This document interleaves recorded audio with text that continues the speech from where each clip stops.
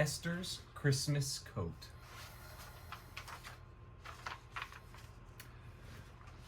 The snow was so pretty, twinkling lights everywhere. Esther's countdown to Christmas had one day to spare. A package arrived at her house Christmas Eve, and Esther exclaimed, "Oh, my pig, it's for me." Dads opened the box so Esther could see. Then she snorted and grunted and let out a squee.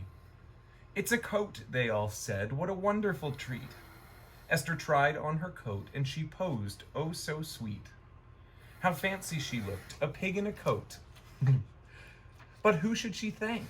There wasn't a note.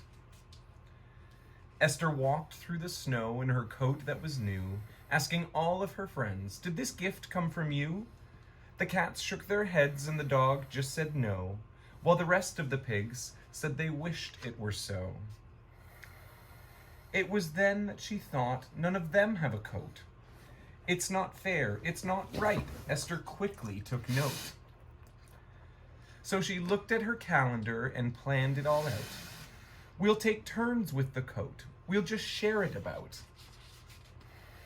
But the coat was too small for the cow and the sheep. On the donkey and goats, it came down to their feet. And the horse was too tall, as you plainly can see. All of my friends are too small, or they're bigger than me. Esther took off her coat and curled up on her bed. She was still feeling lucky, but a little bit sad. My friends don't have coats, she exclaimed with a sigh. So she turned to her dads and simply asked why. Her dad sat by her side and whispered so sweet, "Not everyone's lucky to get such great treats." But Esther still felt she had something to do. So she ran to her closet and rummaged on through. "I knew it," she cheered when she looked deep inside. She had hats, coats, and dresses she once wore with pride. So she put them in piles and stepped back on the floor. "I have so many things I don't wear anymore. I can give them away to my friends in the barn so they can feel cozy and they can feel warm." She called all of her friends to come in from outside, where they stood by the tree as Esther smiled wide.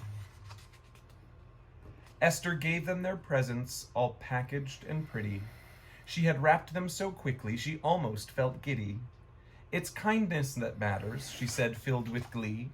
"We all deserve kindness, now don't you agree?" They opened their boxes and shouted with joy. Esther had shared something special with each girl and boy. The kindness that Esther had shown them that day would keep them all warm as they slept or at play. It didn't matter that night that the coats didn't fit. What mattered the most was the thought behind it. Esther loved all her friends, she really did care. She received many gifts, and she wanted to share. That night they were snug in their coats, looking smart. There were extra sweet dreams thanks to Esther's big heart. As they dozed off to sleep, all were warm as can be.